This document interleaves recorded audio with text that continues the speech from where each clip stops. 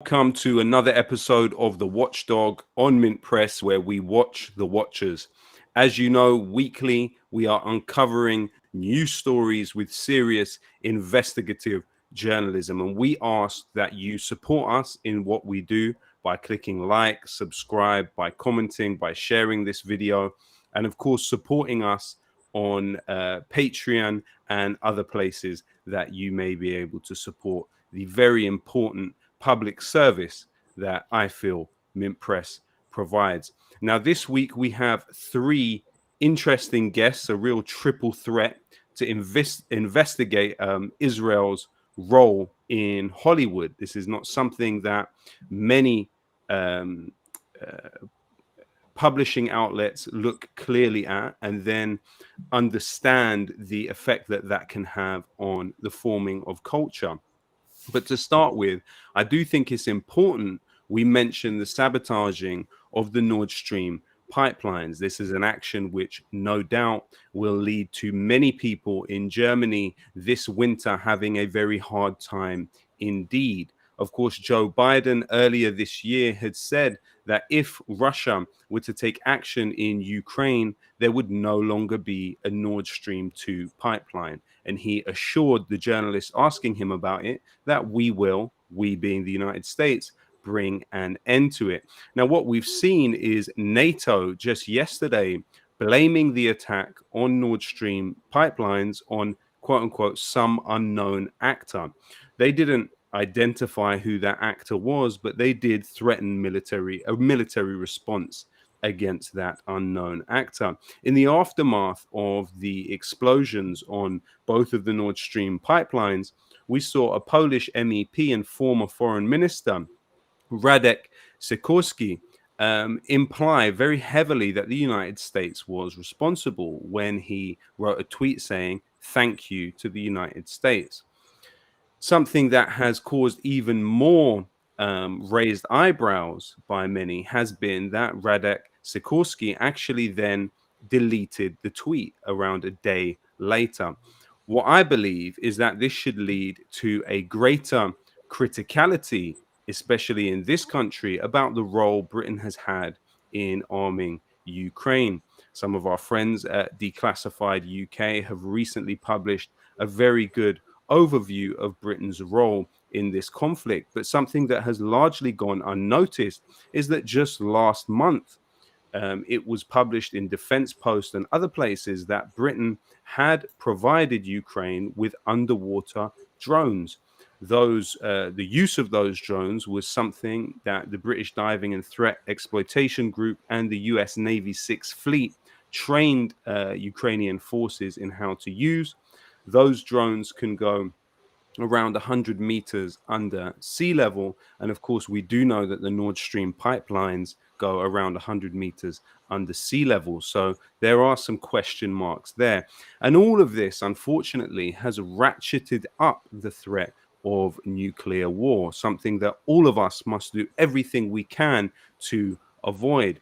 And someone who has done more than anyone to oppose US wars over the last 2 to 3 decades has, of course, been Julian Assange, who currently sits in Belmarsh prison. This is someone that I believe to be a hero of the global anti-war movement, the physical manifestation of that thrust behind the 30 million plus people who are believed to have mobilized against the Iraq war in February and March 2003. Now, on the 8th of October, myself, along with many others, we will be outside the British Houses of Parliament, joining hands and surrounding the Parliament to demand the release of Julian Assange and the British government finally take a stand and do not extradite this man to the United States, where it has been put forth that he is actually likely not to survive the US prison system. All of us have a debt to Julian Assange and WikiLeaks as investigators, as journalists, as those that care about the spreading of information in the public interest.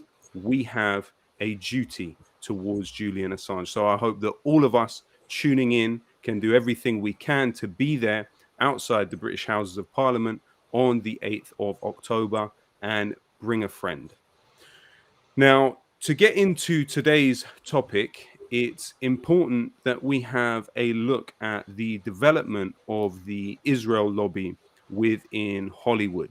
Of course, the ADL is one of the United States' key Israel lobby groups. It's an organization that even the FBI in 1968, the year when the FBI began working with them, put in an internal memo that they found it incredible to assume that the ADL was not furnished to an official of the Israeli government. Now, of course, documents were released that found that a lot of the ADL's initial funding came from key figures within Hollywood, and even Warner Brothers Studios actually contributed heavily to the founding of the Anti-Defamation League as a political maneuverer.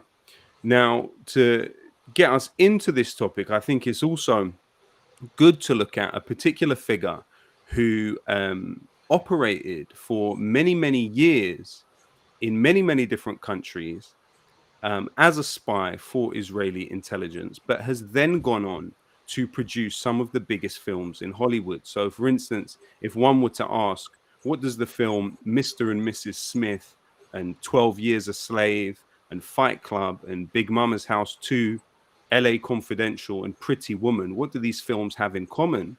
Well, they were all produced by a gentleman by the name of Arnon Milchan. Now, Arnon Milchan was recruited by Shimon Peres, who had this to say about him. He said, Arnon is a special man. It was I who recruited him. When I was at the Ministry of Defense, Arnon was involved in numerous defense-related procurement activities and intelligence operations. His strength is in making connections at the highest levels. His activities gave us a huge advantage strategically, diplomatically, and technologically.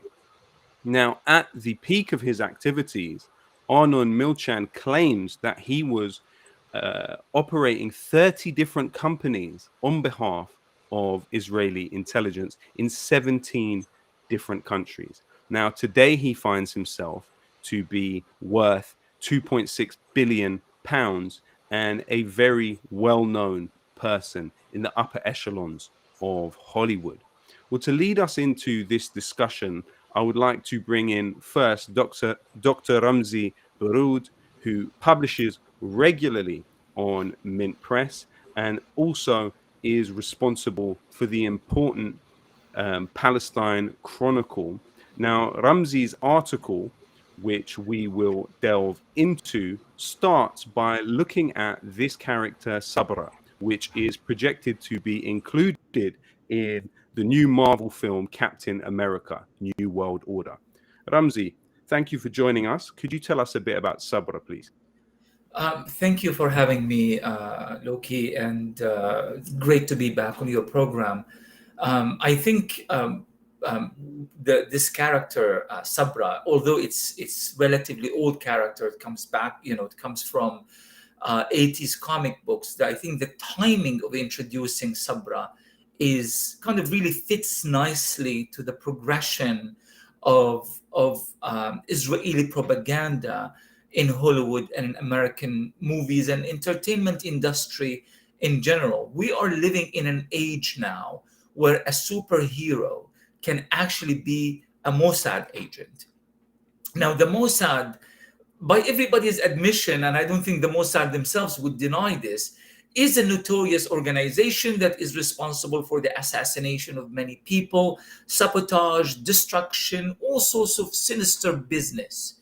This is by no means the kind of agency or organization that should be introduced to American youth or youth anywhere in the world for that matter, as if they are the saviors of the human race, the people who are controlling the bad guys at any price, sort of thing. But the thing is, what is mind-boggling about this is that the timing of this, it's just that we pretend that we are living in an age of of progressive thinking, of where we are holding the racist accountable on social media, in entertainment. We are very sensitive about the roles in which women or people of color or others are being cast in Hollywood, and we go to the very little details in order for us to ensure that this sort of archaic thinking is behind us. Yet, when it comes to Palestine, the Palestinians, Israel, Muslims and Arabs in general in Hollywood, it seems that things are, going even backward in terms of racism, stereotype, and that sort of thing. But it's a whole different business, of course, introducing Israeli assassins as if American superheroes. And this is why many people are either scratching their heads or very angry by this. But again, what I try to argue in my article, that this is not a random act, that there is a context and there is history of how Israel was introduced to American audiences, and how the Palestinians were demonized and negatively portrayed to American audiences, that led us to this moment in which Marvel Studios think that it is okay to bring a Palestinian assassin, or an Israeli assassin of Palestinians rather, and introduce him as a good role model for Americans. And of course, the actress who is scheduled to play this Sabra character is Shira Haas, who herself has been supported by the Israel lobby group Stand With Us. She actually learnt to act as a part of the Israeli military theater. So there's quite a lot of interesting aspects to this story. Could you also tell us, Ramzy, about Gal Gadot and some of the controversy around that particular Well, that's film? right. I mean, what is interesting about Gal Gadot is that she is a very political figure in Israel. She is pro-military, pro-government. She makes all these statements in support of various Israeli wars against Gaza. But when she was introduced by DC, which is the other major company of superheroes similar to Marvel Studios, she wasn't necessarily introduced. She was introduced as Wonder Woman, but there was no actual links to Israel. Now there is a difference. Of course, that is problematic as well, because what you are doing here, you are whitewashing war criminals. That's what you're doing. You're bringing former soldiers and you are making them superheroes, and they have to do numerous interviews, as we know how these things work, to promote your films. So you are normalizing Israel. You're normalizing Israeli apartheid. You're normalizing the Israeli military. And therefore, you are explaining and justifying and rationalizing violence against Palestinians. But Sabra is different than Gal Gadot. It's a lot worse in a sense, because the character herself, who is very much an Israeli and very much part of the Israeli government establishment, she is bringing that package with her. She is coming to Hollywood as an Israeli, and not any Israeli, not just an ordinary Israeli minding her own business, but rather as an Israeli Mossad agent who, and the history of the Mossad, I mean, many people are already aware of that history, and it's not really associated with a lot of positive things. But for Palestinians, many of us, know people, Palestinian intellectuals, Palestinian poets, Palestinian political activists, and Palestinian scientists who have been either kidnapped, tortured, and murdered by the Mossad. So this is, we are fully aware of what the Mossad is and what they represent for Palestinians. So not only this is a completely uncalled for move on behalf of Marvel Studios, but it holds no regards whatsoever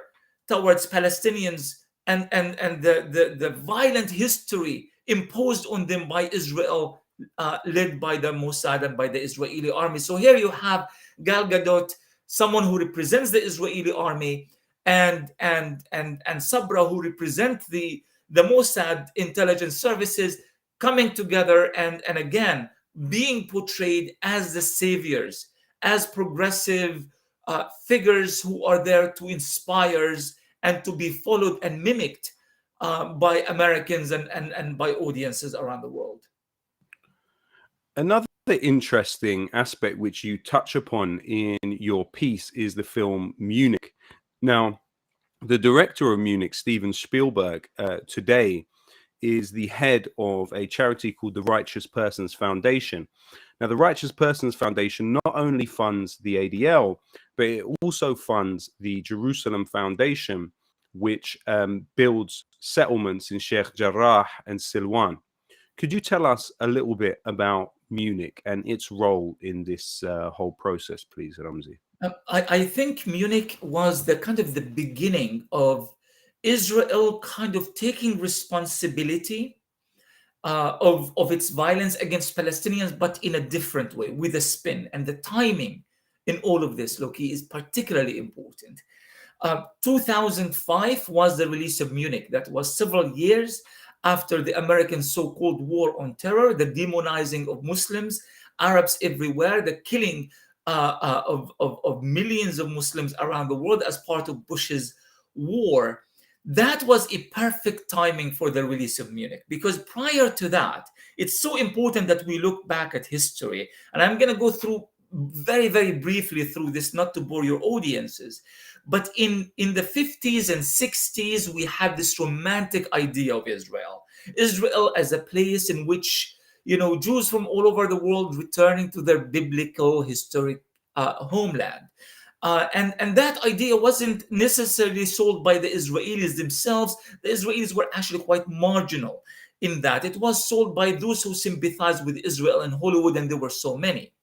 Until 1967, when things have changed. There was the David and Goliath metaphor here, and it was being used in abundance. That was the stage post 1967 in which we start seeing Israelis, actual Israelis, soldiers, generals, military spokespeople coming to the United States, lecturing at American universities, even high schools, talking about the heroism, facing all of these Arab armies and feeling, the fact that Israel's existence was at stake and yet fighting and winning. So there was that heroic Israeli that became very present in American media and American society in general until 1982, the Sabra and Shatila massacre, which we just commemorated the 40th anniversary of that horrific massacre in Lebanon just a few days ago. That's when Israel was being associated with something else entirely. The death of 17 or the killing of 17,000 Lebanese, Palestinians, and Syrians in the Israeli invasion of Lebanon in 1982 made it very, very difficult for Israel to convey that image of the heroic Israel fighting against the hordes of Arabs and Muslims. So they needed to reinvent Israel, and that is what I call the golden age of Israel in sitcoms. That's when Israel became kind of a staple in sitcoms, but kind of almost in an indirect way. Friends, Frasier, that sort of things. You start mentioning the word Israel, sometimes in self-deprecation language, sometimes is just in humor. But the idea is to affiliate Israel with something positive, with something funny. Until 2001, when things have changed. That's when Netanyahu declared in American media that 9/11 was good for Israel, and then he corrected himself by saying, because Americans can now understand and relate to what we have to go through on a daily basis. And that's when Hollywood comes in, and that's when Munich, that's the exact context of Munich coming in with Spielberg's trying to show, taking ownership of Israeli violence by the Mossad in particular, but also presenting it as moral dilemma. We have to protect ourselves. We have to, at what point does security, at one point does violence become morally justifiable? And when is, what is the definition of one's national security? Does it stay in Israel itself, or does it go to Germany? So it kind of took us into this spin, making us think that Israel is actually making moral choices after all. But sometimes These moral choices are quite difficult for us to digest, but what can you do? The Americans are doing it in Iraq, in Afghanistan, all over the world, and we have to do what we have to do. That's essentially the very premise of the war on terror.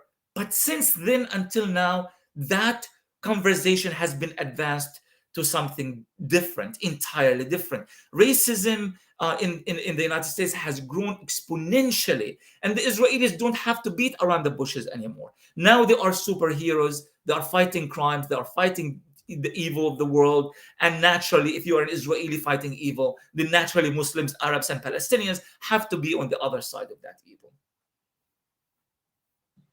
Absolutely. And I think the key thing to remember when thinking about Israeli intelligence, it's believed to be responsible for assassinations in up to 18 different countries in the world. Now, moving on just to the kind of infrastructure behind what produces a character like Sabra, we're going to bring in Jessica BuxBaum, whose piece about Marvel Studios and the relationship which seems to exist between key figures at Marvel Studios and Israeli intelligence. It seems to partly explain why and how a decision like this could have come about. Thank you very much for joining us, Jessica, writer and contributor to Mint Press. Jessica, what did you find at Marvel Studios?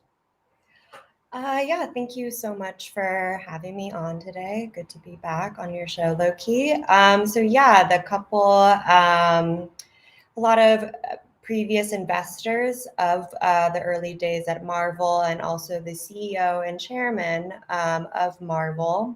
So the chairman of Marvel, Isaac Perlmutter, I believe, is how you pronounce his name. So he grew up in 1948 occupied Palestine, and he served in the Israel-occupied forces during the Six-Day War in 1967. And also the CEO of Marvel Entertainment, Avi Arad, also same thing, grew up there and served in the Israeli army during the Six-Day War.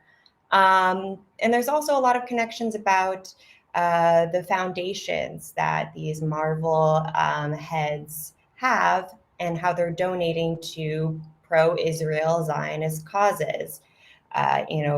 Perlmutter has a foundation with his wife, and they support the ADL, Friends of the IDF, the Israel Defense Forces, the Jewish Federation in Florida, the Jewish Agency for Israel. So there's ties there as well. And then previous Marvel Comics investors, both Ronald Perelman and then also Carl Ihan, they are potentially maybe had donated to Benjamin Netanyahu before the 2007 election, so the former Prime Minister of Israel. And they also contribute to many pro-Israel organizations, such as the Jewish National Fund. And, the Jewish National Fund has been in the news a lot recently. There's a campaign called Stop the JNF campaign. And, the Jewish National Fund is very integral in trying to establish illegal Jewish colonies, settlements throughout Palestine, also planting, trees to try and displace Palestinians and Bedouins. So, there's all this different connection there. And then you also have Amy Pascal, who works for Sony, and she does a lot between Sony and Marvel, kind of doing a lot of collaboration there. And she also, is supporting the Creative Community for Peace, an organization that's basically trying to stop the boycott, divestment, and sanctions movement within Hollywood, and trying to stamp out any kind of activism around BDS in the entertainment industry. She also, received emails from a now no longer organization called the Israel Project, and she received emails from them about the security situation going on in Israel. And I mean, she also talked to the Jewish Federation in Los Angeles. She attended an event held with the Jewish Federation, held at the Jewish Federation in LA, and basically, talking again about the security situation in Israel. So, there's a lot of heavy Israel lobby influences, and a lot of these people are clearly donating and supporting these pro-Israel Zionist causes. There also seems to be a particular Trump connection, especially when we look at Isaac Perlmutter and some of the initial investors in Marvel. What could you tell us about that Israel lobby connection, but then also the Trump connection to Marvel Studios? Yeah, so so with Perlmutter, his wife and him, his wife Laura and him, had both donated, through both elections, and basically millions to Trump's campaign in both 2016 and then in 2020. They had supported things like the Trump Victory Committee, things like that, and then so they supported a lot of money to these campaigns, and it ended up being that then, because they're supporting all of these political action committees in support of Trump, they ended up getting Perlmutter ended up becoming basically like it was quoted as like the shadow head of the Department of Veteran Affairs, where he was able to basically be like an advisor in shaping policies at the VA, even though he wasn't like an official policymaker or politician or in that role, but he was basically chosen by Trump to get that kind of policymaking role. And then again, Ronald Perlman, who was the one of the early investors for Marvel Comics. So he also donated to Trump's Victory Committee, so another Trump PAC, back in 2017. He's also friends with Trump's son-in-law. So yeah, there's a lot of campaign donations and friendly connections going on. And of course, this implies a political position. And I think one of the things that has gone missing in the conversation about the inclusion of Sabra is that the Marvel film Captain America First Avenger actually entailed Marvel working very closely with the US military. Marvel used the US base Camp Edward. You also have an example where the film was tasked with promoting US patriotism, and also gave what has been described as historically inaccurate portrayals of the US military, such as having non-segregated battalions, which of course is not the case. You also saw Marvel Studios work closely with the US military for the film Captain Marvel, also Iron Man 1 and 2, as Alan MacLeod has gone into quite deeply in his work before. Also Hulk, Captain Marvel, The Eternals, all of these films entailed Marvel Studios working closely with the US military. So of course it would make sense that somebody like Isaac Perlmutter, the CEO of Marvel Studios, would have that role as sort of a key role within this the Department for Veteran Affairs. You even saw Marvel director James Gunn actually lash out on Twitter, claiming that his films didn't get approved by the military. He said, when a film uses military assets for free, those specific scripts have to get military approval to make sure the military isn't disparaged. This is very few films, and from what I know, the military is pretty loose about it. So clearly, that's an admission that actually the US military has essentially co-produced Marvel films. This has major ramifications for freedom of speech. It has major ramifications for key US parts of the US Constitution, even when it comes to the favoritism which is practiced by the US military towards films which are complementary to the US military and against films which are not. So it's clear that there is a sort of incestuous relationship between these different key nodes of power. Now, if we can bring in Alan MacLeod next, who has launched a new series on Mint Press by the name of the Israel Files, which has entailed Mint Press investigators going through the WikiLeaks files in depth for more information about what it reveals about Israel and its role in the world, as well as its occupation of Palestine.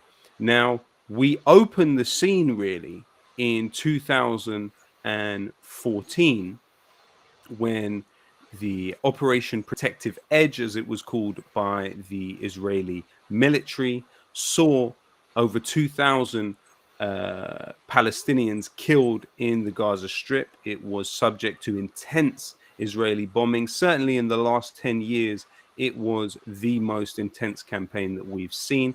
And you also saw in terms of in Gaza, and you saw a ground invasion, which included the horrific massacre at Shuja'iyya. Now, Alan, can you just set the scene for us? While that was happening, while white phosphorus was literally raining down on Palestinians, something was happening in the inboxes of some of Hollywood's most prominent producers and directors, and even superstars. Could you tell us about that, Alan? Yeah, that's right. Thanks for having me on the show again. I guess I could say as Israel was attacking Gaza, Hollywood was getting busy playing defense for Israel. And what I mean by that is a lot of the biggest and most influential producers in Hollywood were getting together, looking at what was happening and sending each other emails saying things like, this can never be allowed to happen again. And what they were talking about was not the Israeli bombing of a civilian population forcing more than 100,000 people to flee their homes. They were talking about the widespread outrage, even among the intellectual elite of the West, at these crimes. So, for instance, you had people like Penelope Cruz signing a letter calling Israel or implying Israel was a, quote, genocidal state. This really worried a lot of movers and shakers in Hollywood.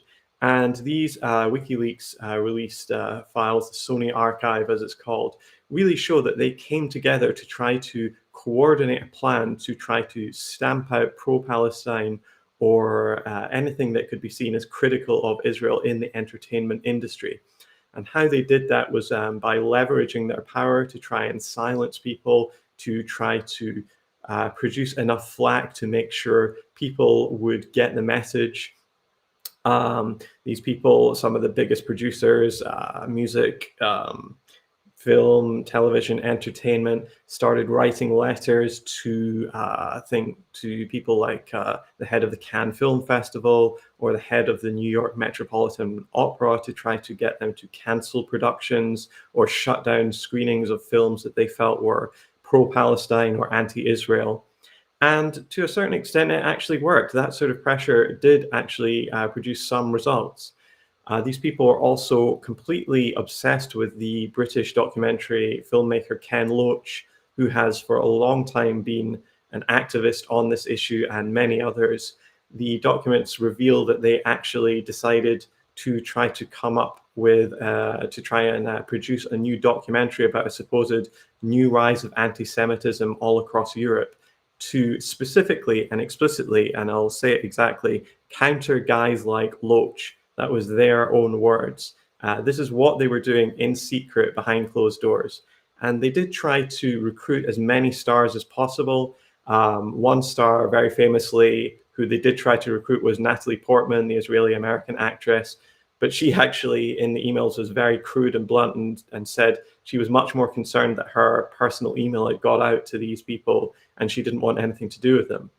However, one person they did recruit was Russell Simmons, the hip-hop music impresario who started the iconic Def Jam label in the 1980s, the brother of Rev Run Simmons from Run DMC. He's real hip-hop royalty.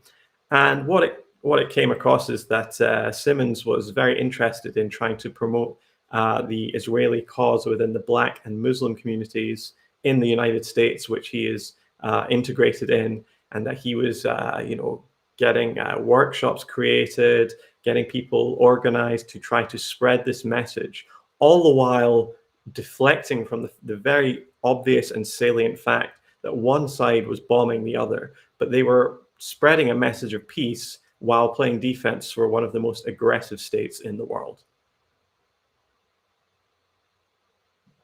What we have here is the combination of an asymmetric military equation, asymmetrical power, but then we also have an asymmetrical equation when it comes to the cultural sphere, especially in the English language. So just for clarification, Alan, you have uncovered an attempt to blacklist Ken Loach from the Cannes Film Festival. Who was running this campaign to blacklist this much loved and significant cultural figure in England, Ken Loach? Who was running this campaign to blacklist him? And what exactly did that look like? Well, it was a clique of producers. I think we could say it was led by the Hollywood producer Ron Rotholz, who was sending emails to the director of the Cannes Film Festival, trying to pressure them into kicking Loach out. He was talking about how there should be no place for people like Loach in the Cannes Film Festival. He was also part of a group that was trying to produce what is basically a propaganda documentary talking about a supposed rise in anti-Semitism across Europe, and that was specifically to counter Loach and his ideas, which were really gaining steam in the mid-2010s. Also, people involved in this were, we talked about her a little bit earlier on, Amy Pascal, who was the co-chairperson of Sony Pictures Entertainment at the same time. Mark Canton, the producer of movies such as Get Carter, Immortals, and 300, also was involved in this. And other people were actually introducing Israeli officers from the IDF into the email chain, talking about, this is somebody we can work with, please talk to him, he knows a lot of this. And other things that came out was that other producers were actually meeting with people from the Israeli embassy. People like Ryan Kavanaugh, it came out that he was meeting people from the Israeli embassy and talking about these issues. So this sort of behind the scenes, closed door stuff, which you can kind of infer goes on whenever some star has to backtrack on whatever they say. And, you see these hysterical campaigns aimed against people like, say, Emma Watson for just daring to post an image with a Palestinian flag in it. You can kind of suggest that these things must be coordinated. And the great thing about these WikiLeaks emails, the Sony archive, is that it really proves that that is exactly what's going on. Fantastic, Alan. And so the Israel files for Mint Press are going to be looking even more deeply at what WikiLeaks has revealed about these activities.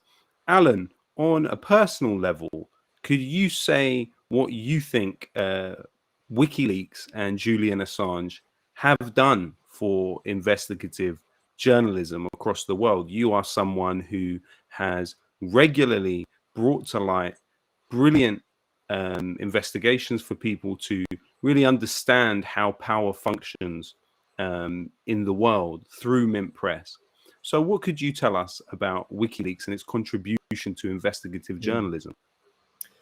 Well, in the big picture, you could say that WikiLeaks and its documents have revealed that the emperor really does have no clothes. It's allowed us to pull back the curtain that's always veiled and see how the world really functions in all its gory details.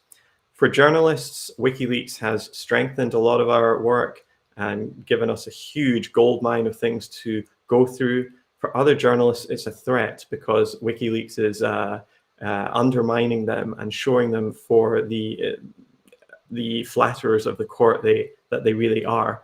So ultimately, WikiLeaks has provided a huge resource for anybody who's interested in democracy or a just society, or just wants to know how the world functions. And so ultimately, we have to be, very thankful for that. And we also have to support the campaign to get Assange released for the supposed crime of producing information that the powerful elites don't want us to know. Absolutely. And, you know, the year that the war on terror began, you actually had 33 million classified actions carried out by the US government. And that year alone, it spent $5.5 billion on keeping those documents classified. And in fact, Peter Gallison, in the book Agnotology, The Making and Unmaking of Ignorance, actually estimates that the classified universe is probably much larger than the unclassified one.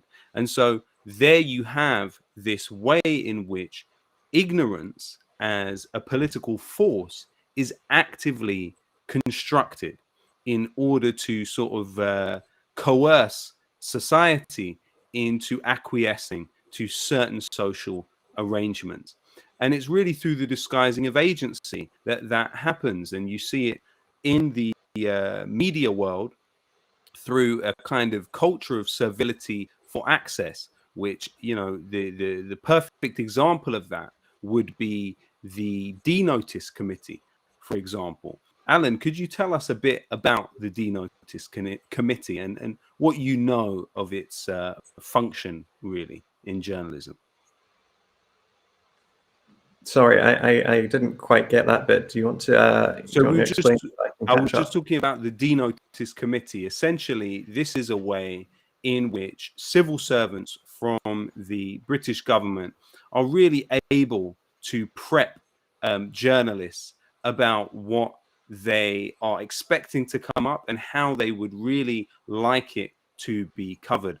And often the way is that these journalists, especially in big organizations like BBC and otherwise, they perceive their role to be about preserving access to these passages of power. And so often what will happen is that a journalist will, rather than ask those difficult questions when they have been briefed by the Denotative Committee, they will then see to it that they essentially reproduce press releases which are given to them by the Ministry of Defense in order really to avoid those difficult questions. You know, and across these years of the war on terror, of which Hollywood has been a very key component in obtaining a kind of cultural ambience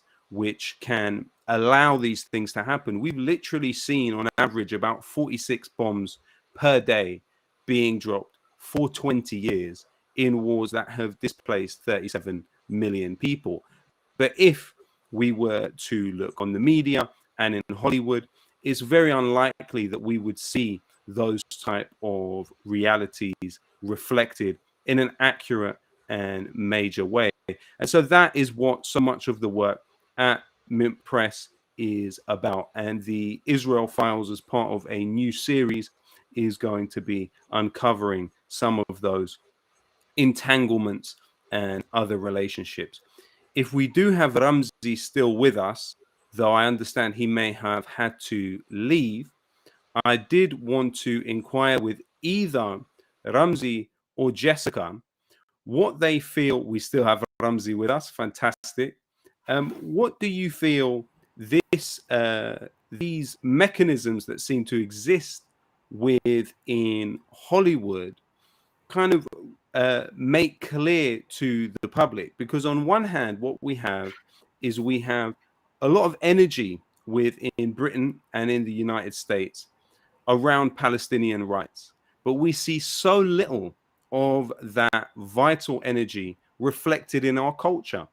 And one of the ways that that's kept out of, for instance, musical expression within the English language is through an organization called Creative Community for Peace, which Jessica alluded to earlier, which is very active in the film industry, but it's actually more active in the music industry. They directly coordinate with the Israeli consulate in California, in Los Angeles, sorry, and you see some of the very top figures within the music industry on the Creative Community for Peace board and working with it closely. So how is it that we can go about kind of closing this gap between what is a vital energy which exists in the streets? Every time you see Gaza under fire, you have hundreds of thousands of people on the streets of London, full of energy and full of passion for the Palestinian cause, but very little of that is reflected within culture. How can we go about closing that gap, Dr. Ramzy? Yes, this is a very, very important question, because I think we have kind of two types of work styles, two kind of paradigms at work here. One is the Israeli, and that they don't really work so much through popular mechanisms, because they know they don't have the numbers and they don't have the critical mass, and I don't think they will ever do, by the way. So what they do, and this is what Jessica and Alan have shown, is that there's this very intricate process, names, companies, networks, people working with other people. This is not random. None of this is random. So this whole idea, let's call on Hollywood to be nice. You know, maybe Hollywood needs to stop being racist. That is convenient, but it doesn't work that way.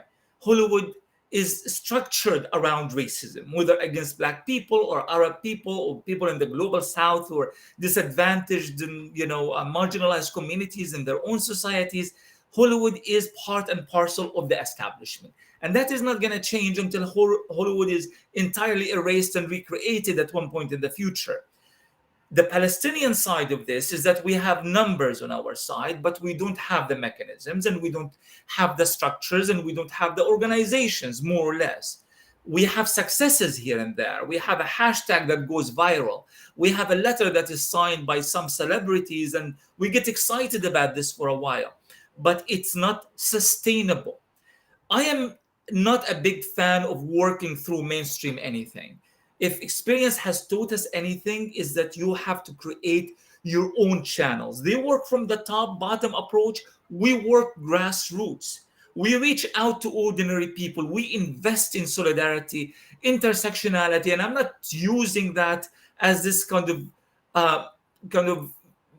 political cliche. I'm talking about working in every facet of society, whether through entertainment, music, popular mobilization, charity work, academia, and so forth and so on. Building bridges, working from the bottom up, and trying to reverse this dynamic that has been inclined in favor of Israel for so many years. And I think, Mint Press is obviously an excellent example of how operating from the outside can actually have its own sustainable degree of success. Maybe this whole idea that we have to get as many views as New York Times or CNN in order for us to be effective, I don't believe in that. I think low grade but sustainable influence over the course of years will eventually create a paradigm shift. And I think you, Lowkey, yourself have been an excellent example of that. I mean, we've all known how, the kind of influence you played within the music industry, and the many, many successes you've had in this field. So I think we have a lot to work with here. The question is, it has to be developed separately through our own channels, and our success story will happen when we can actually convert numbers into a sustainable mechanism and actual structures.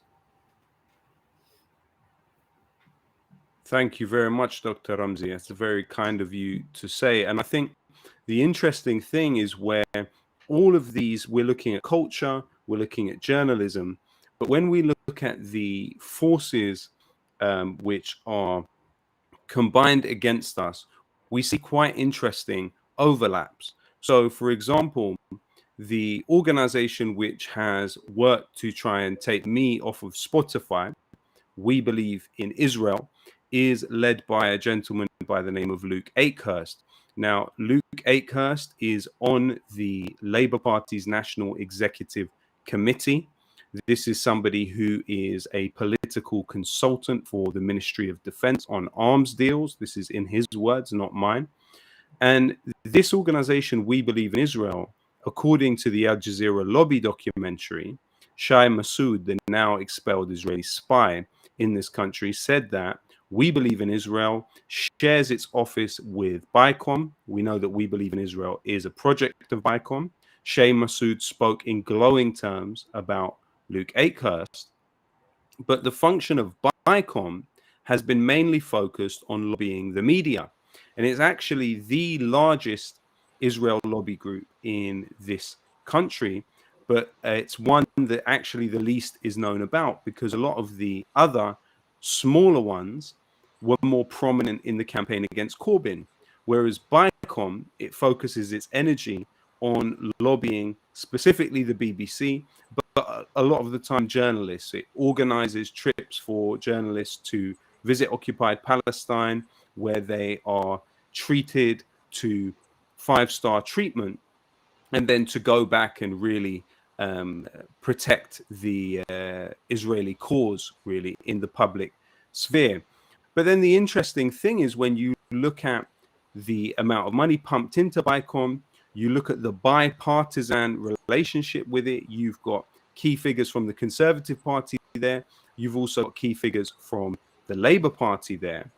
And something else which I've noticed recently in the Labour files, which I think is worthy of mention, Halima Khan, who was a key whistleblower in the Labour files, these were the documents which have exposed that the Labour Party, in some cases, was quite cynical in its organizing of the expelling and the real life cancelling of key Corbyn supporters.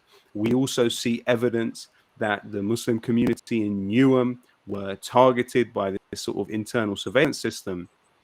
But an interesting aspect, which I think has not been emphasized much, is that Halima Khan at one point says that when the Jewish Chronicle would provide the Labour Investigations Unit with names of people that it was hoping would be suspended or expelled, often the Labour office would stay behind late into the night working on those particular cases. Now, the key point here is that Emily Matlis from Newsnight just a few weeks ago stated that there was an agent of the Conservative Party at the heart of the BBC. Who was that agent at the heart of the BBC? It was a gentleman by the name of Robbie Gibb. Who is Robbie Gibb? Robbie Gibb is the sole director of the Jewish Chronicle. So what we're now saying is that an organization who seemingly was dictating who Labour did and didn't suspend and expel is led by someone that Emily Maitlis describes as a conservative agent.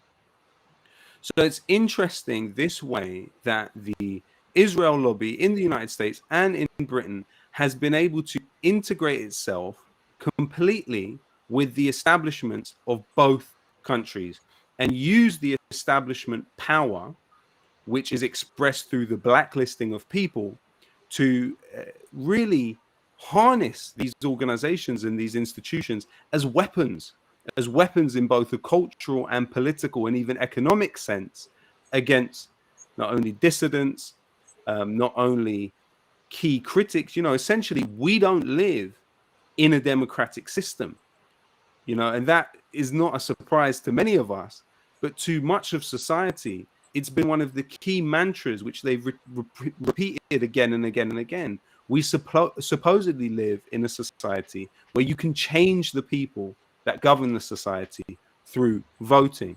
But what is revealed both by these investigations and these important pieces, and also the Labour files on Al Jazeera, is that actually it's a very carefully curated sphere that we are in.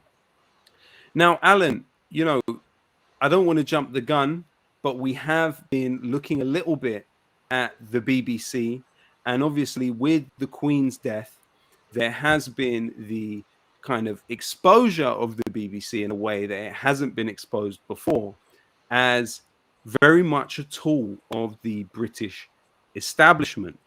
What could you tell us about what you've been looking at with the BBC so far?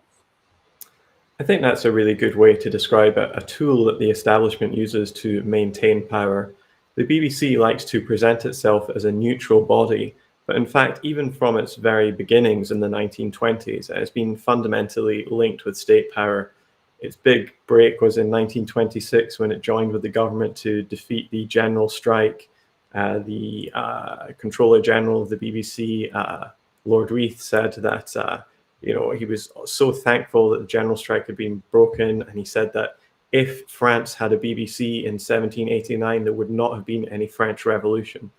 And what we found going up to the present day is that we have multiple agents from the British military, from NATO, even from groups associated with the Israeli government, groups associated with the Conservative Party, people who are former Conservative Party members who even stood for election as Conservatives, having key roles in the BBC. And it's well known, or at least it should be well known, that for many decades, the BBC employed a strict policy where every single person for any kind of important position, any kind of, even things like lighting might even put somebody up for this, but they were vetted by MI5, which is the UK's secret service, basically. And when the BBC actually asked MI5 whether this policy was still live, they asked them only a couple of years ago. MI5 refused to comment. So quite clearly, this is still going on to this day, that they are vetting people to make sure that their opinions are not too radical. And if they are not going to get on the BBC. And so ultimately what we found is the BBC continues to be a state broadcaster, even though it is not talked about it in that kind of tone. But not only that, we've got positions where people who've been working for NATO in fields such as psychological operations have simultaneously been working for the BBC in the programming department and other departments, which really raises the specter of just how controlled is this and just how carefully thought out is the propaganda that all British people are receiving pretty much every day. Thank you so much for that, Alan. And as all four of us are doing what we can to expose and make explicit the implicit unfreedoms of our societies, thank you to Jessica, to Ramzy, and to Alan for joining me today on a special episode of The Watchdog. Thank you to all of those tuning in. I hope that you can continue to support what we do. Thank you very much. Thank you.